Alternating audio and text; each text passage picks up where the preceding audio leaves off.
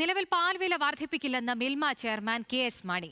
വില വർധനവിനെക്കുറിച്ച് പഠിക്കാൻ കമ്മിറ്റിയെ നിയോഗിച്ചിട്ടുണ്ട്. റിപ്പോർട്ട് വന്നതിന് ശേഷം ക്ഷീര കർഷകരെ പരിഗണിച്ചാകും തീരുമാനമെന്നും കെ.എസ്. മണി. മീര മനോഹരനുണ്ട് വിവരങ്ങളുമായി. മീര, വിശദാംശങ്ങൾ.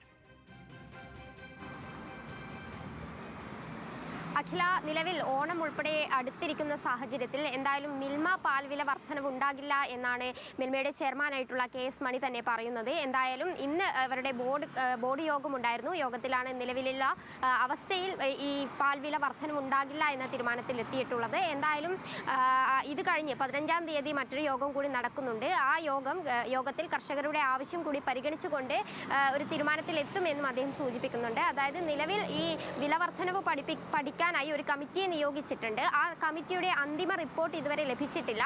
ആ റിപ്പോർട്ട് അനുസരിച്ചാവും ഈ ഒരു തീരുമാനം, വില വർധനവിൽ ഒരു തീരുമാനം ഉണ്ടാവുക. എന്തായാലും കർഷകർ ഉൾപ്പെടെ ഈ പാലിന്റെ വില കുറഞ്ഞു നിൽക്കുന്ന ഈ സാഹചര്യത്തിൽ, അതായത് അവരുടെ ചെലവനുസരിച്ച് വരുമാനം കിട്ടുന്നില്ല എന്നുള്ള ഒരു അവസ്ഥയുണ്ട്. ആ അവസ്ഥ ഉൾപ്പെടെ പരിഗണിക്കുമെന്ന് എന്തായാലും ഈ ചെയർമാൻ നമ്മളോട് തന്നെ അറിയിച്ചിട്ടുണ്ട്. നിലവിലെ അവസ്ഥയിൽ ഓണം ഉൾപ്പെടെ പടിക്കൽ എത്തി നിൽക്കുന്ന അവസ്ഥയിൽ എന്തായാലും മിൽമ പാലിന്റെ വില വർദ്ധിക്കില്ല. ഇതിനു മുമ്പ് 2022 ഇത്തരത്തിൽ 4 രൂപ പാലിന് വർദ്ധിച്ചത്. അതായത് നിലവിൽ വില 52 രൂപയാണ്. എന്നാൽ എറണാകുളം യൂണിറ്റുകൾ ഉൾപ്പെടെ പാലിന്റെ വില വർദ്ധിപ്പിക്കണം എന്നുള്ള ആവശ്യത്തിൽ ശക്തമായി തന്നെ നിലനിൽക്കുന്നുണ്ട്. കർഷകരുടെ ആവശ്യം പരിഗണിച്ചാണ് അവർ അങ്ങനെ ഒരു നിലപാടെടുക്കുന്നത്.